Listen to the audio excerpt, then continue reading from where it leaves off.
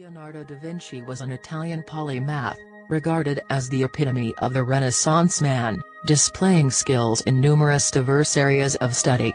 Whilst most famous for his paintings such as the Mona Lisa and the Last Supper, Leonardo is also renowned in the fields of civil engineering, chemistry, geology, geometry, hydrodynamics, mathematics, mechanical engineering, optics, physics, pyrotechnics, and zoology.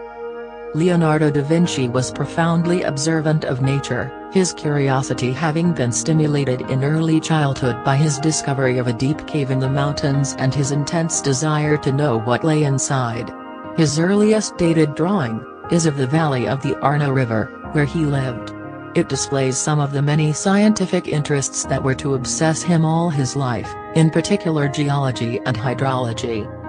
During the Renaissance, the study of art and science was not perceived as mutually exclusive. On the contrary, the one was seen as informing upon the other.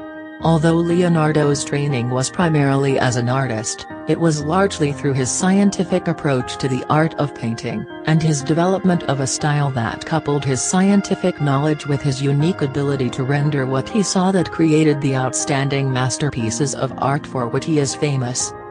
As a scientist, Leonardo had no formal education in Latin and mathematics and did not attend a university.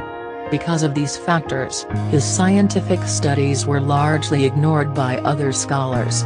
Leonardo's approach to science was one of intense observation and detailed recording, his tools of investigation being almost exclusively his eyes. His journals give insight into his investigative processes.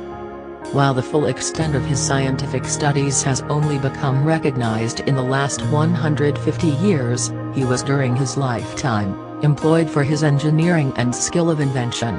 Many of his designs, such as the movable dikes to protect Venice from invasion, proved too costly or impractical. Some of his smaller inventions entered the world of manufacturing unheralded.